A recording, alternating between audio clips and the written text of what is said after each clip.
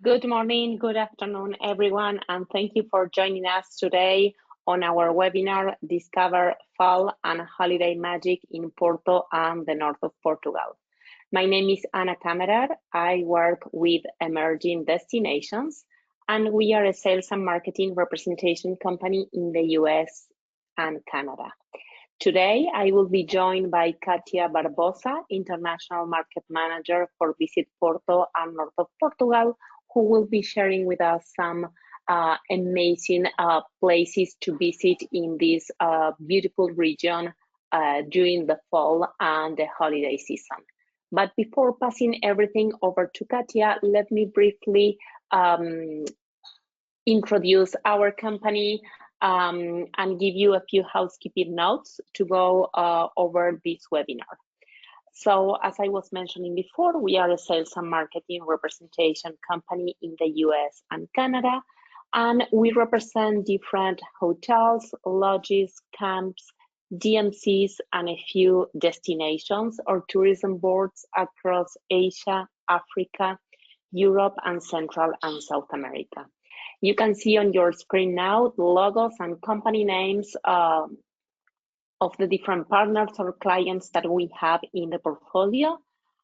Please feel free to reach out to me after this webinar in case you are interested in speaking further about any of these clients or in scheduling a private training session for you and your team. I also encourage you to visit our new website, emergingdestinations.com, and follow us on Instagram, Emerging Destinations. You can see all the information on the screen now. This webinar, a few housekeeping notes to go over this webinar. This webinar is being recorded. So if you need to step away, go for a cup of coffee or answer the phone, don't worry. We are recording the presentation, the webinar, and we will be sending you all this webinar recording by email at the end, by the end of this week. So you will get the email tomorrow, Friday. We are also uploading this webinar recording on our YouTube channel, Emerging Destinations 156, which again, I encourage you to subscribe to our YouTube channel as it has all the different webinars and training sessions that we are week after week presenting to showcase the best of our destinations and clients in the portfolio. By tomorrow, on our follow-up email together with the webinar recording, you will get also some digital materials from Visit Porto and North of Portugal, as well as this presentation and Katia Barbosa contact information in case you want to keep the communications directly with her or want to schedule a Zoom meeting in the coming weeks. Okay, so I think this is all on my side. So if you are all ready to start virtually traveling across the beautiful area of Porto and the north of Portugal, I will pass everything over to Katia Barbosa, International Market Manager of Visit Porto and North of Portugal.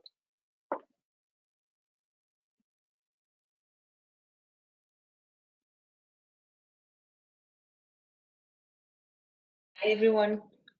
I suppose you can see my screen now. So I'm going through my presentation. Thank you, Ana, for introducing me and Porto North of Portugal. I'm the market manager for the long haul markets here in Porto North of Portugal. So which means I take care of both United States and Canada.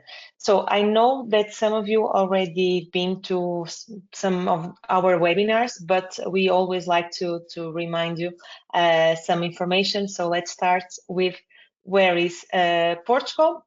So we are in a small country in Europe, right next to Spain.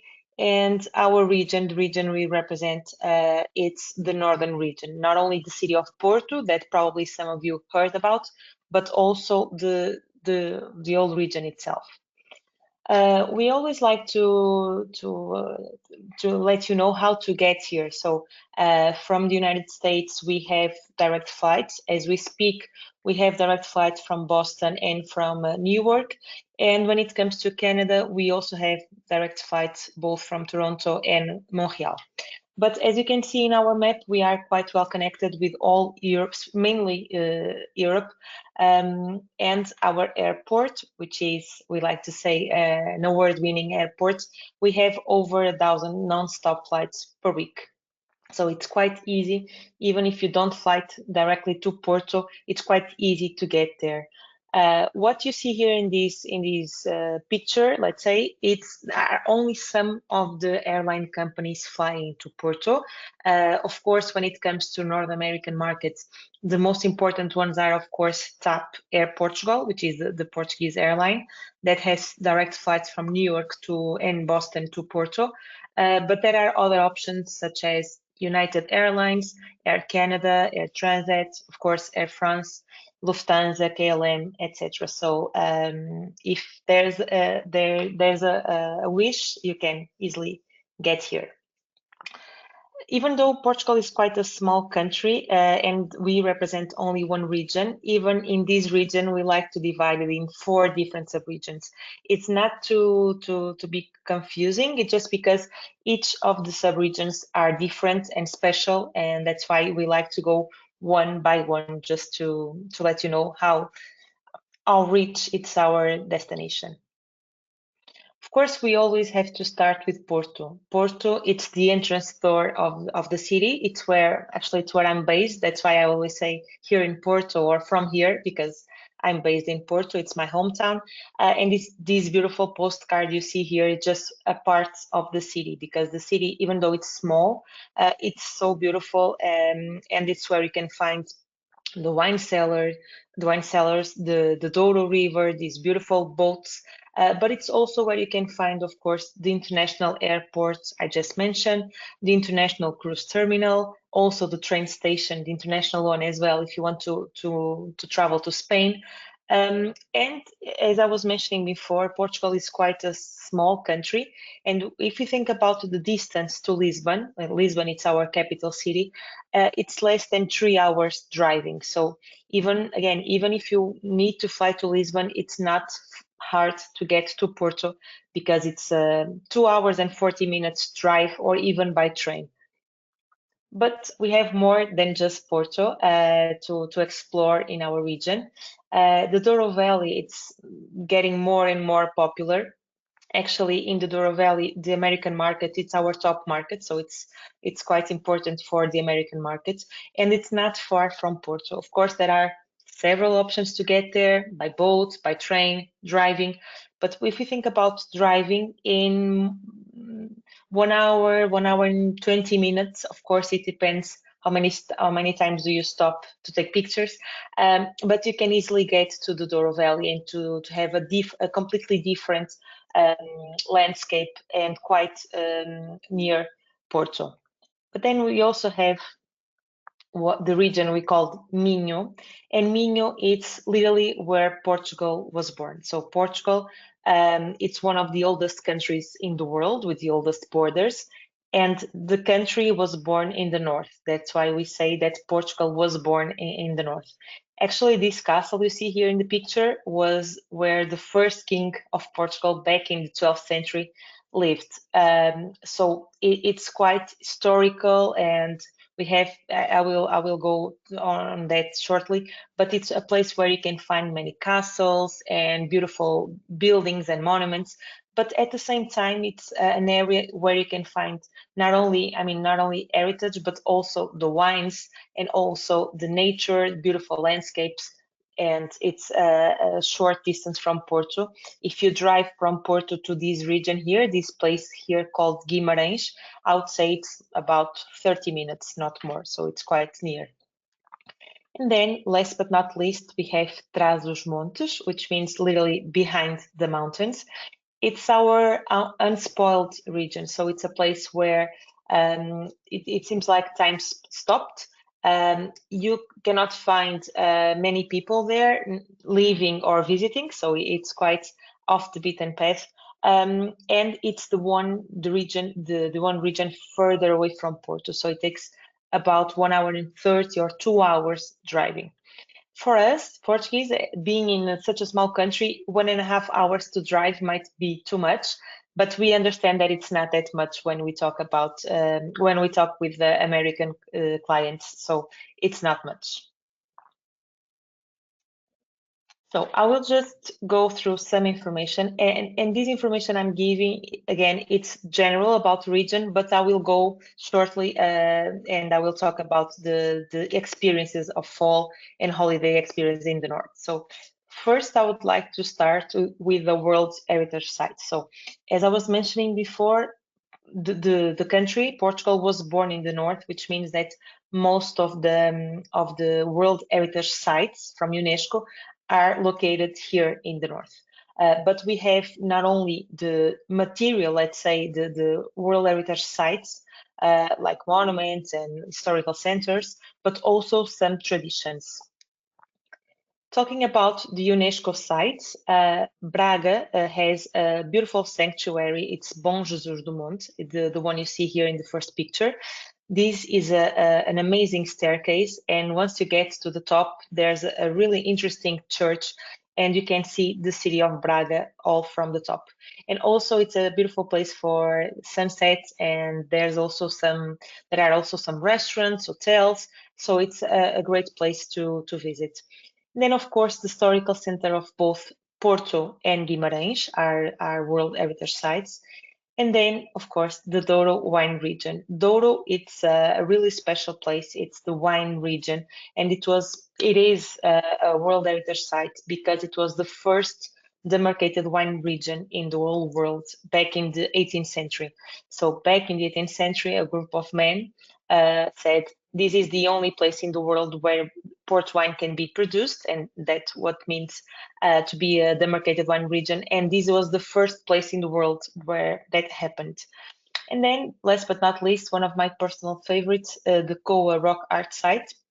I'm not sure if this picture is the best one we can show, but just for you to have an idea, this is a rock art site from the Paleolithic times. It's the biggest one in the world, so an open air Paleolithic site. So it has over 20,000 years. And it's a very special place to visit because it's not that known, but there are so many experiences to have there, and it's a one of a kind, of course. And then talking about traditions, so we have the Carnival of Pudense. I will talk about it later because this is some winter experience, let's say, and also the Black Pottery of Bisalhães. This is a type of pottery. As you can see, it's black, of course, but this is not painted. It's how they cook the pottery that turns out black. So UNESCO recognized it as a World Heritage about 10 years ago. And this is something that you can only find in the north of Portugal. And now let's go to some of our top sales arguments. I've been talking about some of them till now, but still, we are an award-winning destination. Of course, this is Porto, the first picture, but not only Porto, it's an award-winning city. For instance, Braga was nominated the European Best Destination about 3 years ago, and we keep getting more and more awards as a destination. And then we have, like I was just mentioning before, 7 different UNESCO sites. And our Douro River, it's one of our top sales arguments, especially when talking to the American market. And then we have architecture. We have in Porto, we have 2 Pritzker Prize architects, which is like the Nobel Prize for architecture. And you can just wander around the region, not only in the city of Porto, but you can just wander around the region and you can find these beautiful buildings designed by these 2 architects. We have port wine, of course. For the ones of you that have been here, I'm sure you had some port wine, and even if you've never been here, I'm sure you heard about it. And then, of course, our hospitality. This is something that we cannot say enough, because just going around the region, you are always going to find someone with a smile waiting for you. And now we have some experiences. These are, of course, all year-round experiences, but we gather this information because we think that this is something that can be more special during the winter or during the fall. Let's start with Palácio da Bolsa. This is the Stock Exchange Palace. This palace, it's downtown Porto, and it's a perfect place to just stop. There's a 30 minutes visit that usually finish in this beautiful room, and this is something that it's really worth it. Then we have Wow World of Wine. This is open since 2020. It's not an old thing, but this is like a cultural district where you can find 7 different museums. I mean, not museums, they call it experiences, like the wine experience, the cork experience, the chocolate factory. So you can learn a lot about Portugal, not only about the region, in this place. And then you also find restaurants, shops, so you can spend an amazing day in this place. And by the end of the day, if you like, you can just watch the sunset on the other side of the river. Cerrados Museum, it's the Contemporary Art Foundation. It's the most impressive one in Portugal. It's quite interesting. And if you like contemporary art, of course, you should definitely go there. Then there are other places. Casa da Música, it's our opera house. It's a place that you can visit. It's a very impressive building, but they also have, of course, concerts and shows all year around. So it's a place to go. The Lelo bookstore, and if any of you ever Google Porto, I'm sure Lelo bookstore, it's one of the first things that comes to your search. It's a bookshop located in Porto, in downtown Porto, and it's known because it has this beautiful staircase, and it's a beautiful building from the 19th century. And then we have the Coa Museum. Coa Museum, it's the museum that supports the rock art site. It has about 10 years, but it's a very interesting museum that helps understand all that you'll see after on the rock art site. And then we always think about this kind of going to the theater or going to a show during fall or during the winter. So we show some experiences. The first one, Spiritus, it's a video mapping experience inside the Clérigos Church, which is downtown Porto as well. But then we have other places like Teatro Circo in Braga and the Coliseum in Porto, where we have, of course, music shows, but also theaters. So, and some of them, especially in Porto, are in English. So it's also a great option to during the winter and the fall. Now let's talk about, I mean, we have all year around these experiences, but there's something that we like to, or at least we think about when we think about the fall in the north of Portugal, which are the wines. We launched about 3 years ago the wine tourism routes. So we have 4 different wine regions inside the north of Portugal. The most famous one is, of course, Porto and Douro. Some of you might know, some of you might not know, but the port wine, it's not produced in the city of Porto. So the port wine is produced in the Douro Valley, in the vineyards, and then it comes to the city of Porto where it gets aged. So if you go to the Douro Valley, you can visit the vineyards, you can also visit the cellars, but the wine cellars that we all heard about are in the city of Porto. Then we also have 2 different wines like Távora Varosa, which is our sparkling wine, let's say, less known. And Trás-os-Montes region also, it's mainly for red wines, but it's not that known as the last one, Vinho Verde. Vinho Verde, it's the green wine, the Vinho Verde. I'm sure, again, some of you already had some Vinho Verde. For me, it's the most dangerous wine in the world because it's so light. We drink it, but then when we get up, we feel a bit dizzy because it's so light that you can drink it, and you cannot feel it. But just to let you know, we launched these routes, which means that if you go to this website, you can find information about vineyards, information about activities to do in the vineyards or accommodation, tourism companies. So it's a very useful network to use when you are working this area here. And now let's talk about some activities you can do in this time of the year. So we, of course, always recommend going to the wine cellars because during the year, the wine cellars are changing, of course, and the vineyards as well. It's the perfect opportunity to try some seasonal fruits. We are very known, of course, for the grapes, but also for the chestnuts and other types of fruits. So it's really interesting to just go to the markets, to the food markets. We still have many food markets where people go and buy their fruits and vegetables. So you can just go there, just take nice pictures and taste these seasonal fruits that are always so tasty during this time of the year. And then Vinhos Verdes, so all the experiences you can do in this area are nicer to do during this time of the year. Then we have here the harvest season. I was myself last week in the Douro Valley, so I could see people working, but it's also possible to have the harvest experiences, which means that if you like, you can just join the workers, you can collect the grapes, pump the grapes, and then be a winemaker for a day and do your own wine. This activity, Winemaker for a Day, it's not only in this time of the year, of course. You can do it all year round. And I think it's a very interesting activity because you do your own blend and then in the end you can get to do your label and bring your wine back home. And I think it's also a really nice experience.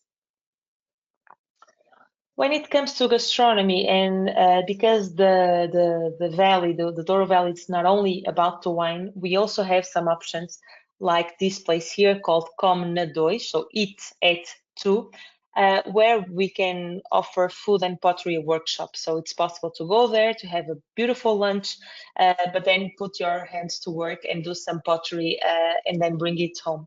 This is all very typical, very unique from this region. And I think it's definitely worth a try.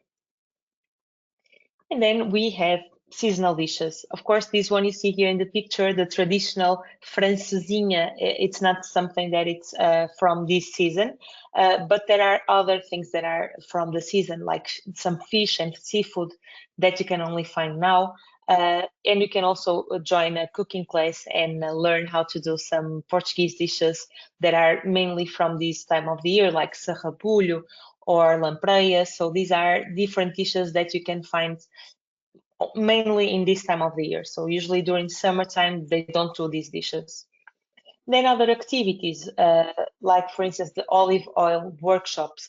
As you might know, the olives are also collected or harvested in the winter.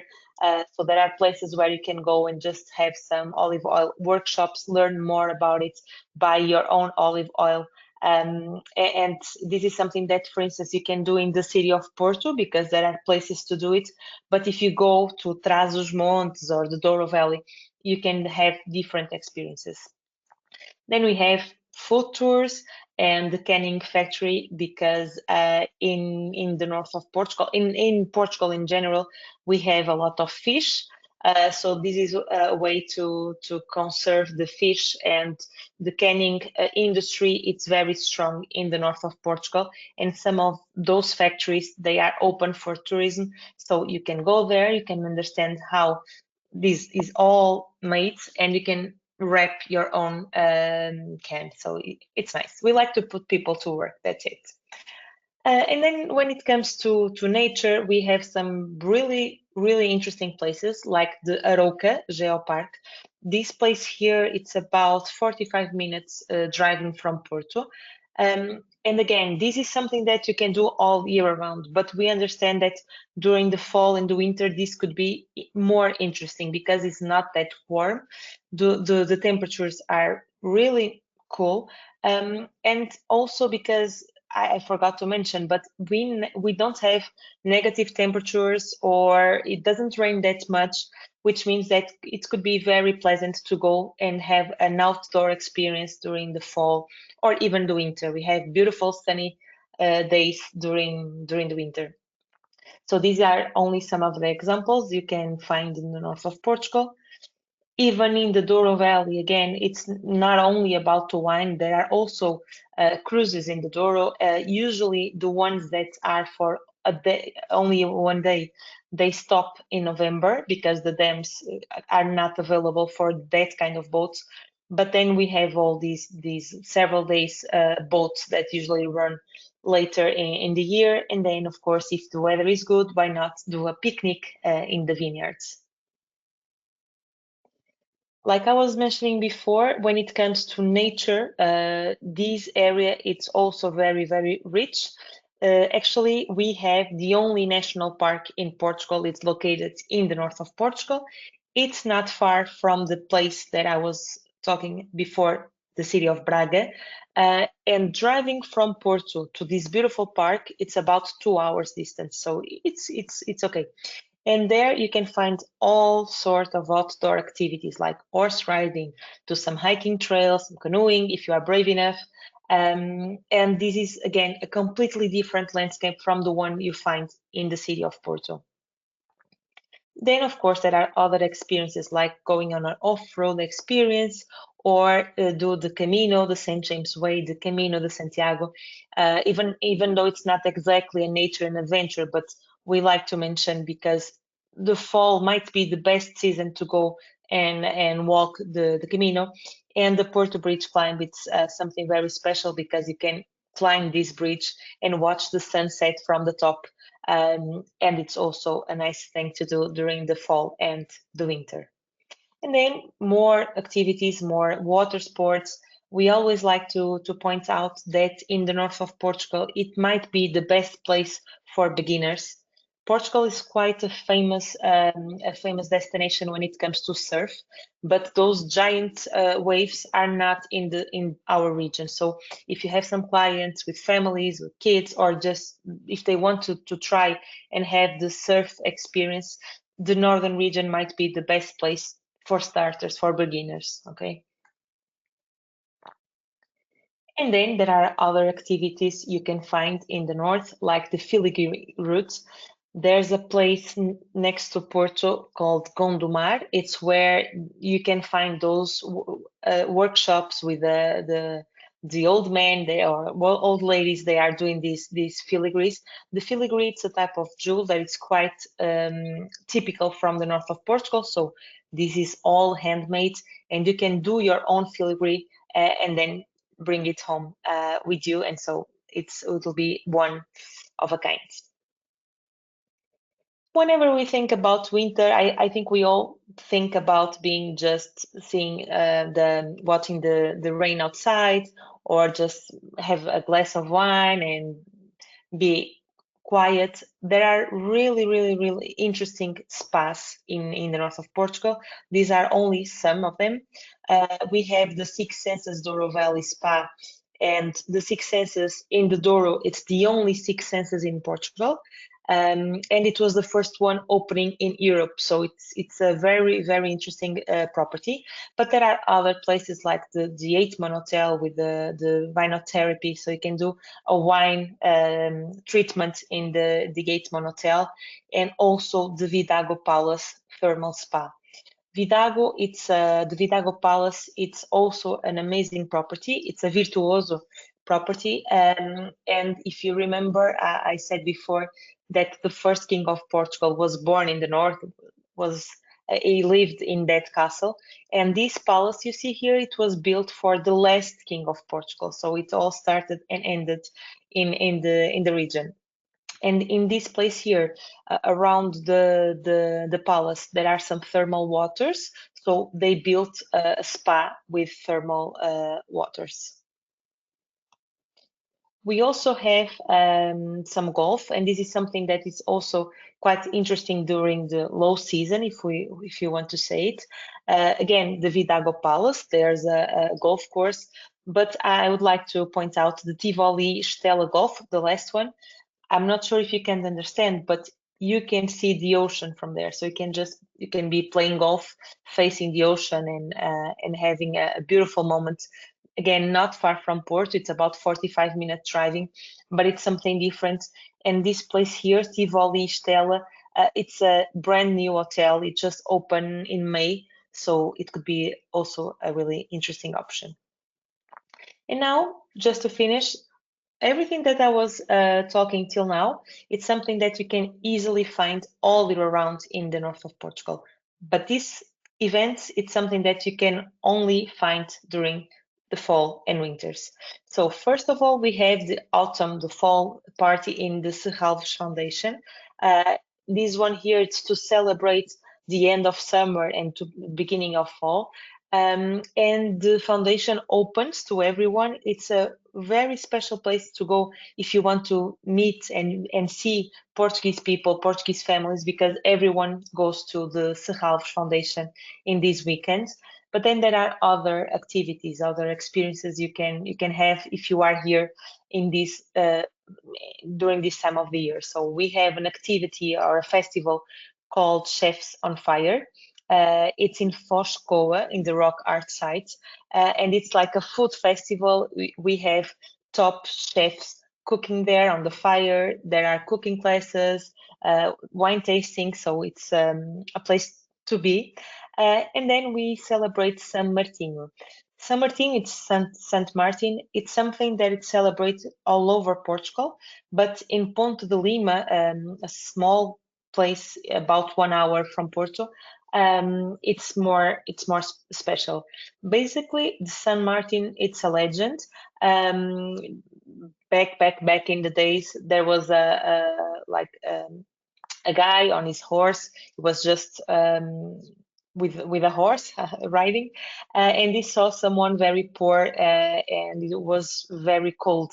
So he took his cape, he cut it in half, and he gave it to the guy. And then the sun came up, and the cold was gone. So from that moment, we started celebrating San Martin.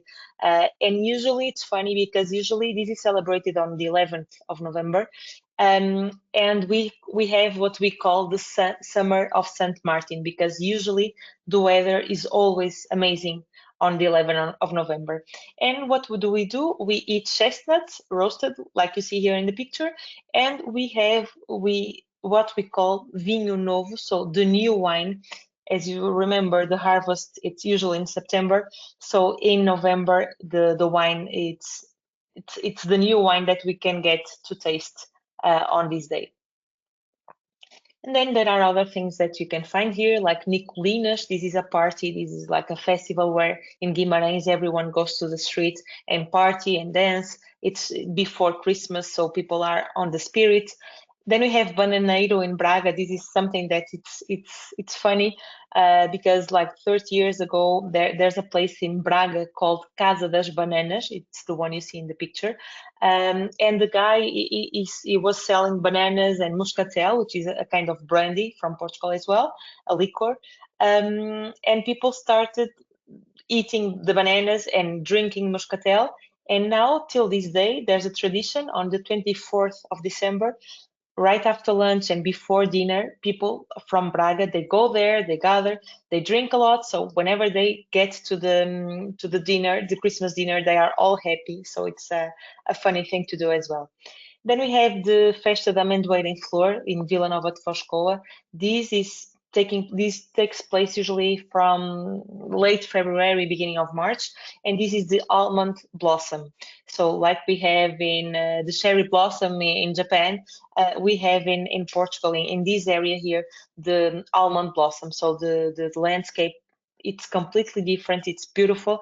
There are some tours by train. You can take the train there to see the almond blossom, and it's a really beautiful experience.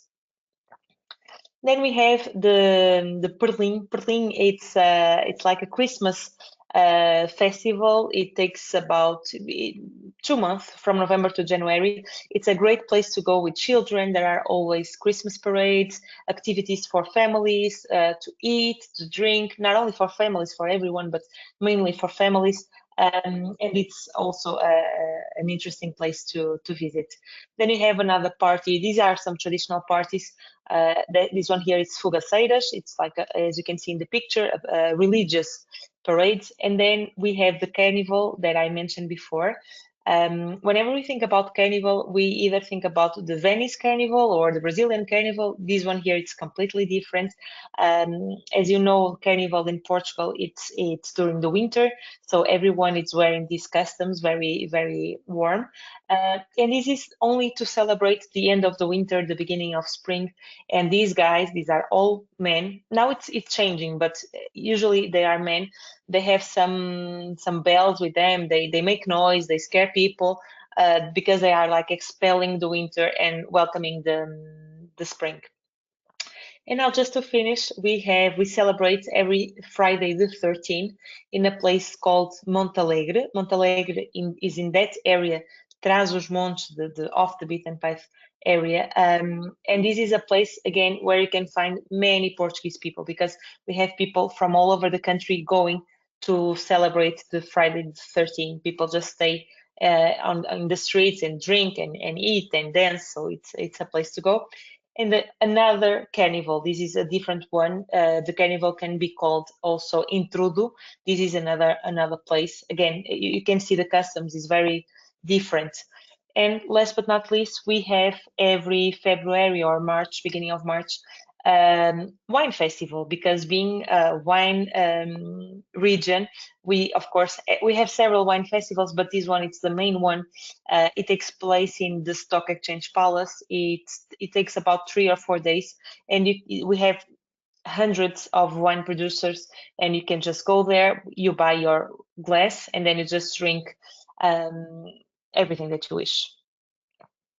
And now, just to finish, I would like to let you know that as the tourism board, we have over 350 partners, which means that, like Anna said, if you have any needs, if you need like a DMC or a tour guide or a transfer company, please let us know because we can put you in touch with the right person. We also do some fan trips, some press trips, and we do training. So this webinar was quite specific, but if you need to learn more about the region or just about the Douro Valley or some hotel recommendations or wherever you need, please reach out because this is why we are here. Now the video, Anna. Thank you, Katia, for your presentation. And now we have a quick video to share with our attendees. So let me change the presenter. Let me get back to me so I can play the video.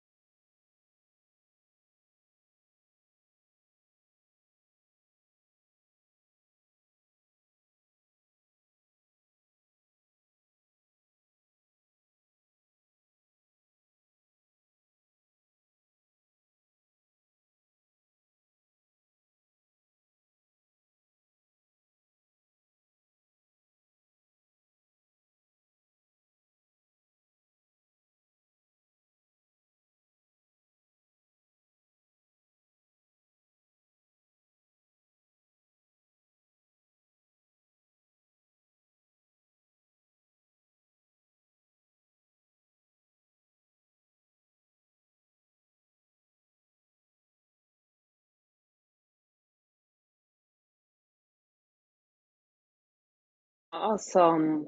Well, once again, thank you, Katia, for your presentation. And now I encourage all our travel advisors connected to this webinar that you type any questions you may have on the control panel on your right, and Katia will be answering those now.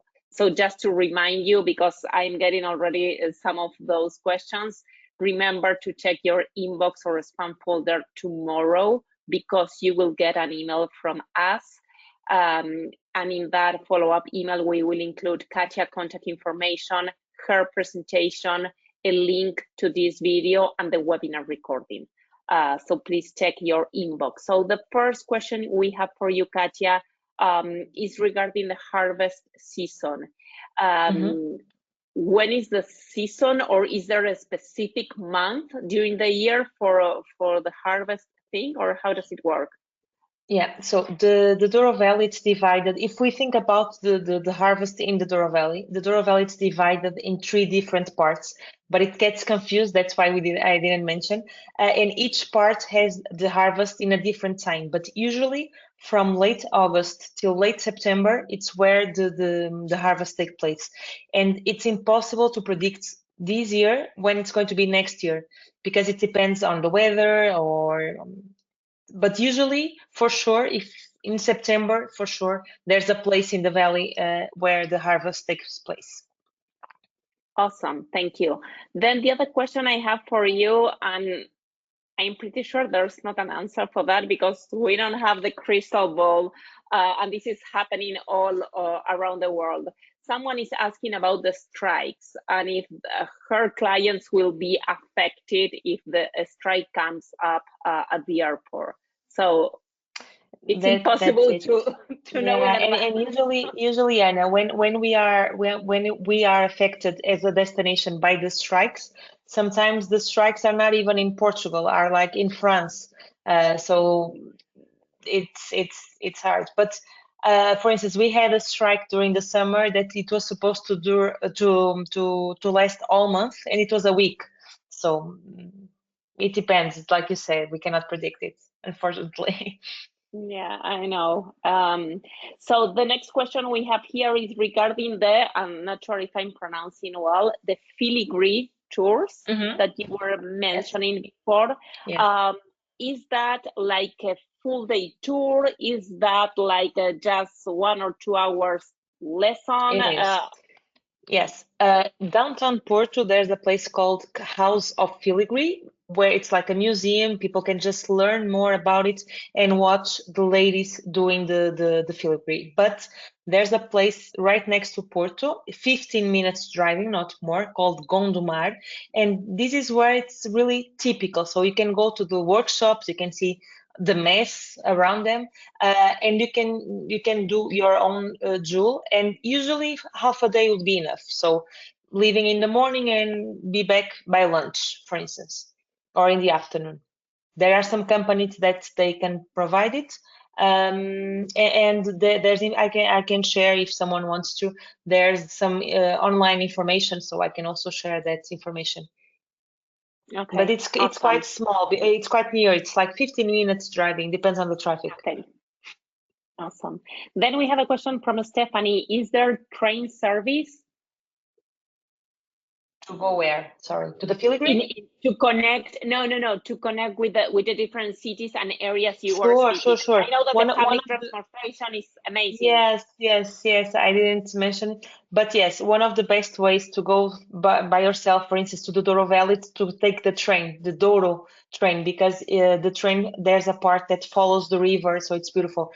But even in from Porto to Braga to Guimarães, there are trains, and it's like the trains that we use to go to work and back, so they are quite often and easy to use and cheap. Okay, cool. Then regarding the wine maker for a day, when they are doing that experience, do they need to wait for the wine or for the grapes to ferment, or No, in this case they do it all year round. So they have the wine that you should we call it casta. So the type of wine, the type of grape already there, and you can just choose the grapes that you want. It's there already, like the wine it's made, and you can blend the different because as you might know, whenever we have a wine, it's not one type of grapes. There are different types of grapes. So you can get to choose the different kinds of grapes and do your own blend and then bring it back. Usually this activity can be made in 2 hours, 2.5 hours. It's quite easy. okay. Okay, I love that we are having a lot of questions regarding alcohol. I love that, those travel advisors. Do you know it's almost 8 p.m. right now, so I'm going It's to time to go for a for a drink. wine after this. Then another question is regarding what is the name to your white Porto drink that is drunk in the summer? And this travel advisor Port says that tonic. Port tonic. Port It's tonic. with tonic and a slice of orange. It's like you were doing a gin and tonic, but instead of gin, you had white wine, and it's very good. Okay, Yes. okay, cool, thank you. Do you have tour guides that would accompany clients to any of the festivals you were Sure. showing? Well, I mean, for sure, you can put them in contact with the travel advisors with DMCs that can provide that. No, even the tour guides if needed. So some of Okay, the tour guides they work directly with travel agents but even okay, if you want to know, there are some companies that they have this kind of tours already prepared for small groups like 4 people, 5 people, and they can, for instance, for the Friday the 13th, there's a company that has, but it's like a driver and the car and not more than that. So it's quite but anyway, the tour guides they can go everywhere with the clients. okay, awesome, thank you.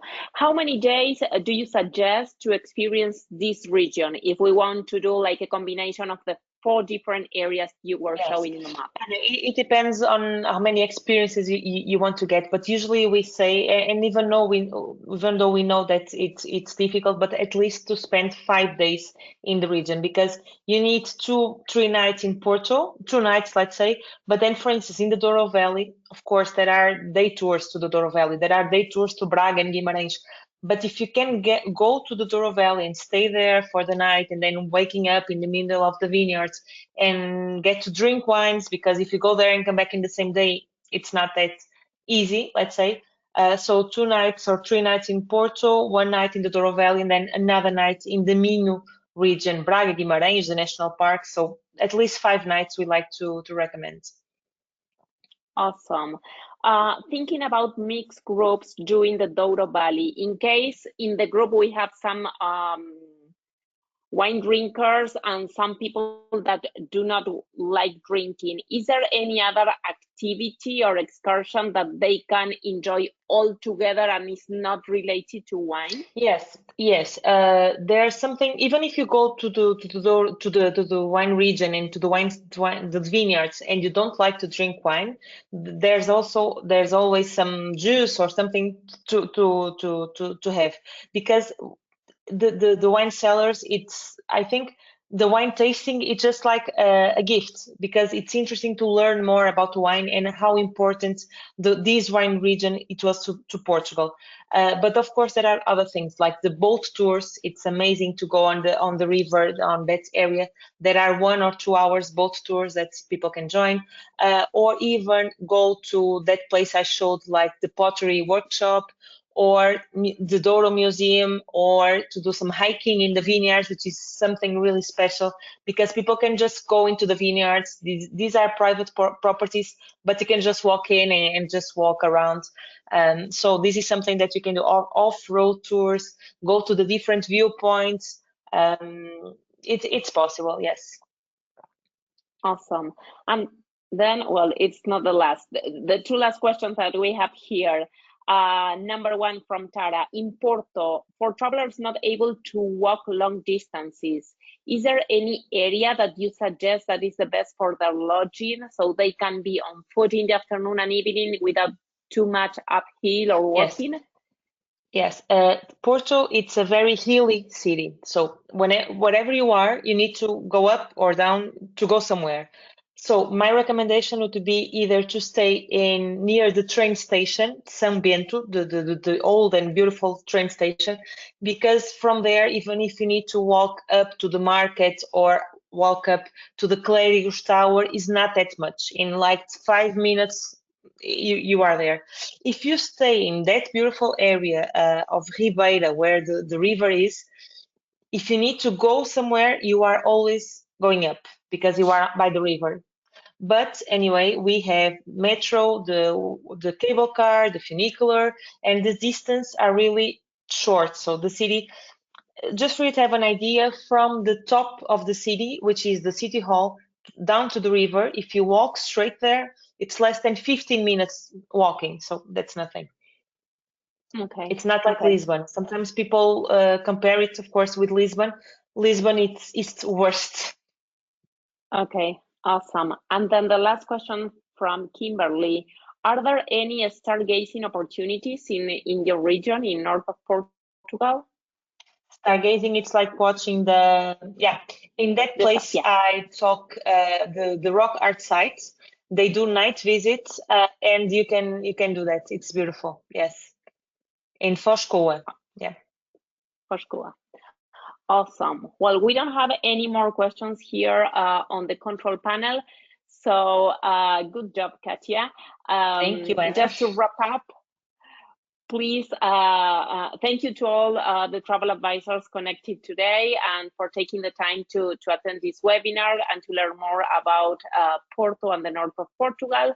Please remember to check your inbox or spam folder later today or tomorrow at the latest, as we will be sharing with you the recording, the presentation, the videos and digital materials, and what is more important, Katia Barbosa, International Market Manager, contact information, so you can schedule a training or keep with her in contact directly.